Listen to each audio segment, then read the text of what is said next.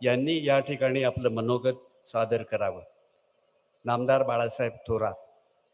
कुसुमाग्रज नगरीमध्ये होत असलेल्या 94व्या अखिल भारतीय मराठी साहित्य संमेलनासाठी उपस्थित असलेले आदरणीय शरदचंद्रजी पवार साहेब, आदरणीय न्यायमूर्ती नरेंद्रजी चपळगावकर,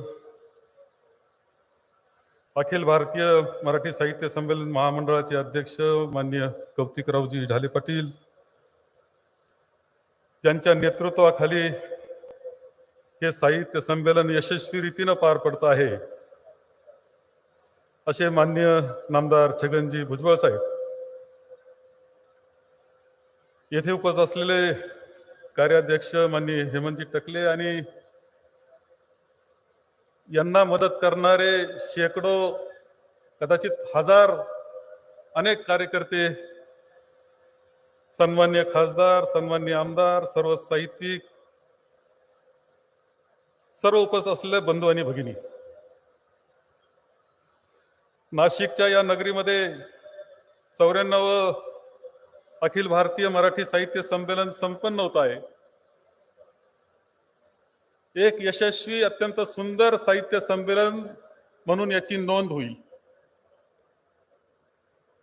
दुपारी मी सहज म्हणून मोबाईलवर असं पाहत होतो की आता फेसबुकवर काय नेमकं चाललंय, साहित्य संमेलनात काय चाललंय हे मी पाहत होतो आणि सहज आकडा गेला व्ह्यूअरवर. भुजबळ साहेब, त्यावेळेस 3,40,000 लोक तुमचं साहित्य संमेलन पाहत होते. एका वेळेस 3,40,000. महाराष्ट्रात, गावोगाव, देशात, कदाचित परदेशात हे साहित्य संमेलन जाऊन पोहोचलंय नव्या तंत्रज्ञानाद्वारे. भुजबळ साहेबांनी तर दरवर्षाचंच निमंत्रण आपल्याला दिलेलं आहे. साहित्य संमेलन करणं सोपं नाही, मोठं कार्य आहे, फार सुंदर रीतीनं पार पाडलं. खरं नाशिक नगरीला, नाशिक विभागाला, नाशिकच्या या मातीला इतिहास आहे साहित्याचा.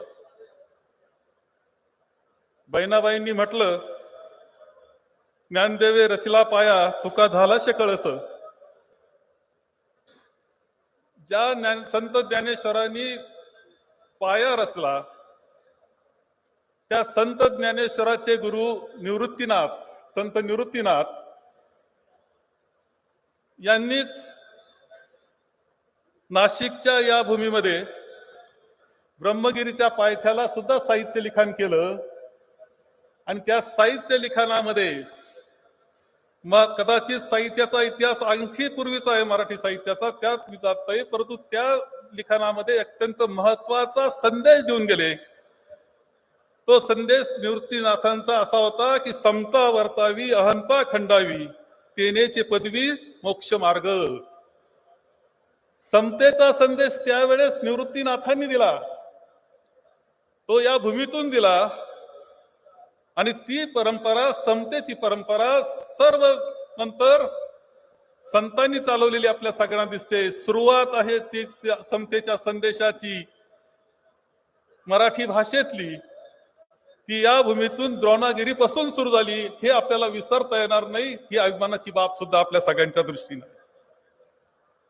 कारण ज्यावेळेस त्यानंतरच्या अनेकांची नावं आपण घेऊ, परंतु परवाच मागील वर्षी मला एक नाटक पाहण्याची संधी मिळाली, देव बाभळी. उत्सुकतेनं पाहिलं आणि लेखक होता प्राजक्त देशमुख, नाशिकचा. म्हणजे जी परंपरा, थोर परंपरा, आजही या मातीमध्ये काही गुण आहे, या गोदावरीच्या पाण्यात असा गुण आहे की अजूनही ही परंपरा जी आहे, संतांची परंपरा, ती पुढे नेण्याची ताकद इथल्या मातीत आणि पाण्यात आहे, हे दाखवून देणारं अशा प्रकारचं उदाहरण त्या निमित्तानं देता येतं.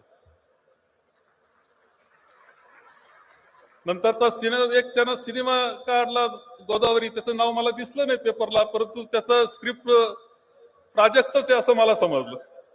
ही आपल्याला अभिमानाची वाटणारी गोष्ट आहे. पुढची पिढी आणखी हे विषय पुढे नेते आहे, त्याचा आनंद निश्चितपणे आपल्याला आहे. संत साहित्यानं कायम समतेचा विचार मांडला, लोकशाहीचा विचार मांडला. संत चोखामेळा, नरहरी सोनार, गोरोबा कुंभार, संत जनाबाई, 18 पगड जातीतले संत विचार मात्र एक, तो समतेचा विचार. त्यांनी कायम मराठी भाषेला तून हे सगळं सामान्याला सांगण्याचा प्रयत्न त्यांनी केला. जातीभेद, उच्च-नीचता, गरिबी, श्रीमंती, कट्टरवादावर संत साहित्यानं जेवढं टोकदार लिखाण केलेलं आहे, कदाचितच कोणी दुसरं केलं असेल. संत तुकारामांचं लिखाणामध्ये त्यांनी ढोंगीपणावर प्रचंड आघात केलेले, प्रचंड प्रहार केलेले आपल्याला सगळ्यांना दिसतात. ऐसे कैसे झाले भोदू, कर्म करूनी म्हणते साधू, अंगी लावूनी राख, डोळे झाकुनी करती पाप. हे सांगणं तर त्या कालखंडामधलं धाडस संत तुकारामांनी केलेलं आहे. हे आपण पाहिलं पाहिजे की त्या काळामध्ये प्रहार करण्याचं, ढोंगीपणावर प्रहार करण्याचं आणि बहुजन समाजाला योग्य संदेश देण्याचं काम त्यांनी केलं. एकनाथी भारूड जुन्या पिढीतल्या आजही आपल्या तोंडामध्ये रेंगाळतं. एकंदर हा इतिहास जो आहे सगळा संतांचा इतिहास, चळवळी, आपल्या अनेक चळवळी, अनेक आंदोलनं, यामधूनच काय घडत गेलं असेल. खरं जे स्वातंत्र्याच्या चळवळीमध्ये सुद्धा लोकमान्य टिळकांनी पुन्हा स्वातंत्र्याची ज्योत पेटवली, ती त्यांच्या लिखाणातून पेटवली हे विसरता आपल्याला येणार नाही. महात्मा गांधींनी सुद्धा आपल्या लिखाणातून स्वातंत्र्य चळवळीला प्रेरणा दिली लेखक म्हणून, हे आपल्याला विसरता येणार नाही. अनेक लेखक आहेत की ज्यांनी स्वातंत्र्याच्या चळवळीला धार आणण्याचं काम त्या कालखंडामध्ये केलं आणि त्या माध्यमातून आपण पाहतो की अनेक चळवळी, अनेक लिखाण, समतेचा संपूर्ण देशात होणारा ज्या चळवळी होत्या त्याचा परिपाक आपल्याला दिसतो की आपल्या राज्यघटनेमध्ये नेमकं काय उतरलं. तर त्या सगळ्या संतांच्या, त्या चळवळीच्या परंपरा आपल्या राज्यघटनेत आल्या आणि आपल्याला भारतरत्न डॉक्टर बाबासाहेब आंबेडकरांच्या रूपानं असणं असा काही किमयागार मिळाला की आपण प्रिअम्बल जरी वाचलं तर कळतं की आपली संस्कृती काय, आपले विचार काय, ते वेगळे नाही हे सांगणारं असा किमयागार आपल्या घटनाकार बाबासाहेबांच्या रूपानं आपल्या सगळ्यांना मिळाला. खरं म्हणजे लेखकाची ताकद खूप मोठी असते. तिच्यातून पूर्णपणे इतिहास बदलण्याची ताकद त्यामध्ये असते. स्वातंत्र्य चळवळीचा हा इतिहास कुणी पुसू शकत नाही, परंतु कुणीतरी एक बाई उठते आणि स्वातंत्र्य चळवळीवर आघात करते आणि स्वातंत्र्य म्हणजे मिळालेली भीक म्हणते. खरं म्हणजे त्यापेक्षाही वाईट वाटणारी गोष्ट अशी आहे की महाराष्ट्रातला एक बुजुर्ग उठतो आणि तो तिला पाठिंबा देतो. त्यांनी अपमान, याच्यातून अपमान झाला त्या स्वातंत्र्य चळवळीतल्या सगळ्या घटकांचा झाला. कदाचित तुम्हाला महात्मा गांधींबद्दल काही तुमचा आक्षेप असेल, पंडित जवाहरलाल नेहरूंबद्दल असेल, पण स्वातंत्र्य चळवळीवर पूर्णपणे आक्षेप घेणं आणि त्याला भीक म्हणणं हे अत्यंत चुकीचं आहे. परंतु आमच्या साहित्यिक, आमच्या सगळ्या बांधवांकडून माझी अशी अपेक्षा आहे, एक नागरिक या नात्यानं सुद्धा, की याच्यावर कोणता साहित्यिक काही बोलला नाही याचं थोडं वाईट वाटून गेलं, हे तुम्हाला सांगायला हरकत नाही. ही जबाबदारी होती त्यांची बोलण्याची. सहज म्हणून मी उदाहरण देईन, आणीबाणीच्या बाबतीत आमचे अनेक विचार आहेत. माझे विचार काय वेगळे असतील, तुमचे विचार वेगळे असतील. आणीबाणी यायला करायला पाहिजे होती का नव्हती करायला पाहिजे, हे सगळे विचार होऊ शकतात. परंतु त्या आणीबाणीच्या कालखंडामध्ये आपल्या सगळ्यांना माहिती की दुर्गा भागवत ह्या कवित्री लेखिकांनी त्याच्यावर मोठे आघात केले होते. आघात आता खरं जे त्यावेळेचं साहित्य संमेलन झालं, कराडला झालं, आणि त्या कराडच्या साहित्य संमेलनामध्ये यशवंतराव चव्हाण साहेबांना व्यासपीठावर जाता आलं नाही. त्यांनी ते रोखलं, कारण त्या अध्यक्ष होत्या साहित्य संमेलनाचं, रोखलं. त्यांना जाता आलं नाही. आणि त्यावेळेस दुर्गा भागवतांनी जे बोललेलं आहे ते आजही आपल्याला विचार करायला लागणार आहे. की त्यांनी असं म्हटलं की तुम्हाला कोणत्या परिस्थितीमध्ये लेखकाने काय लिहावे, अमुकच एक गोष्ट लिही, असे विचार मान, परिस्थितीचे असे वर्णन कर, असे लेखकांना सांगणे बरोबर नाही.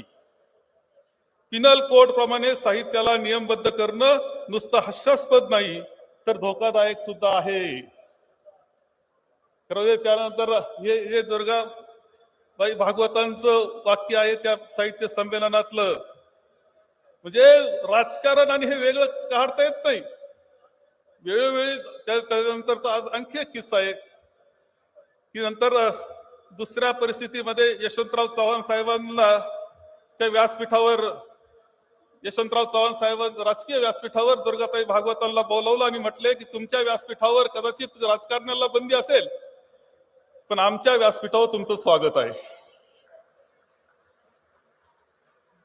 तेव्हा त्या परिस्थितीमध्ये मी सांगितलं तुम्हाला आणीबाणीत माझे विचार वेगळे तुमचे विचार पण ते मांडण्याचा अधिकार सगळ्यांचा आहे तो त्यांनी मांडला. आता ह्या सगळ्या परिस्थितीमध्ये कोणताही लेखक जो असतो तत्वज्ञ असतो लेखक असतो यांची ताकद इतकी मोठी असते. सहज म्हणून मी सांगेल की कार्ल मार्क्स तत्वज्ञ होता लेखक होता म्हणून दास कॅपिटल लिहिलं गेलं. जगाचा इतिहास जगाचा भूगोल इतिहास सगळं बदलण्याची ताकद त्यांच्या दास कॅपिटल मध्ये होते. जगाची स्वरूप राजकीय बदलून टाकण्याची ताकद त्यांच्यामध्ये होते. एवढी ताकद राजकारणाची परंतु त्या लेखकाची सुद्धा असते तत्वज्ञानाची असते हेही विसरून आपल्याला चालत नाही.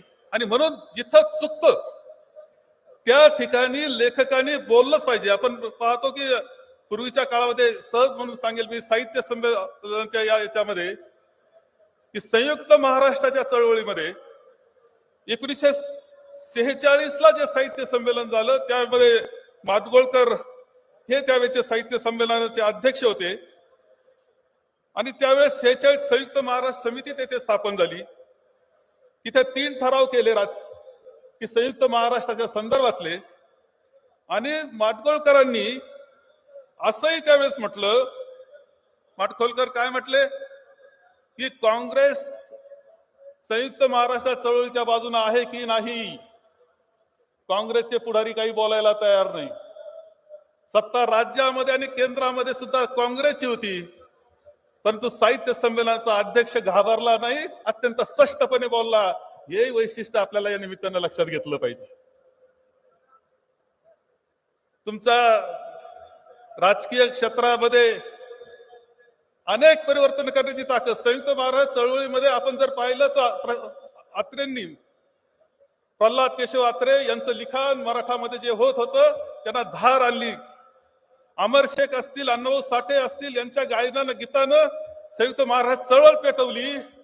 ही ताकद साहित्यिकाची आहे हे विसरून चालत नाही.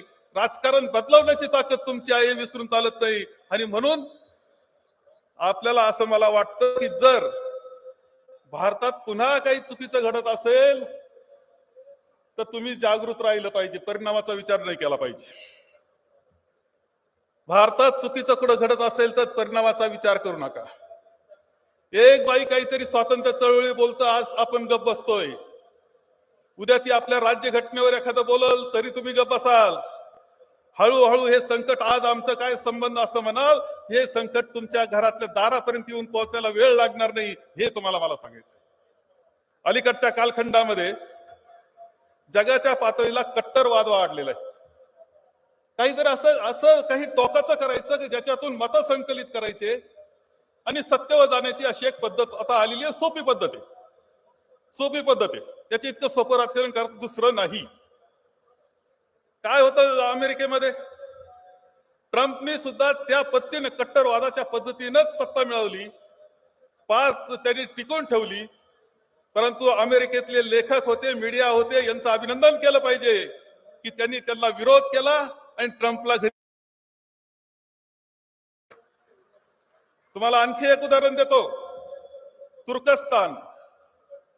तुर्कस्तानला कमाल पाशा नावाचा एक असा राजकर्ता आला की जिथे मुस्लिम मोठ्या संख्येनं असताना सुद्धा त्यांनी सांगितलं का माझा तुर्कस्तान हा धर्मनिरपेक्ष आहे धर्मनिरपेक्ष राहील. काळ बदलला.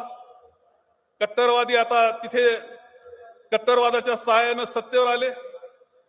परंतु तुम्हाला सांगतो तुर्कस्तानमध्ये पुन्हा एकदा कट्टरवाद सुरू असताना मुस्लिम कट्टरवाद सुरू असताना तिथले लेखक आजही जागे आहेत, आजही ते विरोध करतायत, आजही जेलमध्ये जाण्याची त्यांनी तयारी ठेवली आहे, पुन्हा कमाल पाशाचा सर्व धर्मनिरपेक्ष वाद आणण्याकरता. कुणी असा प्रयत्न करीत असेल की विशिष्ट विचारसरणीमध्ये आपण सगळ्यांना घालू किंवा बुद्धीचा भेद करू आणि त्याच्यावर राजकारण करू, तर आमच्या राजकारण्यांची जबाबदारी आहेच की तशा पद्धतीला विरोध करण्याचं आणि आपली राज्यघटना ज्या पद्धतीनं काम आज सांगितलंय आम्हाला त्या राज्यघटनेप्रमाणे आपलं देश चालला पाहिजे याची काळजी घेण्याचा. परंतु या करता आम्ही राजकारणी जिथं कमी पडत असू तिथं लेखकांनी उभं राहिलं पाहिजे, कवींनी उभं राहिलं पाहिजे, गायकांनी उभं राहिलं पाहिजे आणि आपल्याला देशाला पुढे एकदा लोकशाहीच्या मार्गाने नेण्याकरता म्हणून काम केलं पाहिजे. या मताचा मी कधी घडत असेल असं तर तुम्ही उभं राहिलं पाहिजे. तुम्हाला जर पटत असेल हरकत नाही, पण तुम्ही आज असं परिस्थिती निर्माण झाली आणि तुम्ही अस्वस्थ नाही झाले तर पुढच्या काळामध्ये तुम्हाला अस्वस्थ व्हावं लागणार, ही वस्तुस्थिती तुम्ही लक्षात ठेवायला हरकत नाही. आणि म्हणून आजच्या साहित्य संमेलनाच्या रूपानं मी विनंती करण्याकरता आलेलो आहे की ज्या ज्या वेळेस कधी संकटात या देश येईल, ज्या ज्या वेळेस या देशाची राज्यघटना संकटात येईल, तेव्हा तुमच्या सगळ्यांची गरज आम्हाला आहे, देशाला आहे. एवढंच या निमित्तानं आपल्याला सांगतो. केलेल्या या सुंदर संमेलनाकरता तुमचं अभिनंदन करतो, तुम्हाला शुभेच्छा देतो आणि माझे 2 शब्द संपवतो.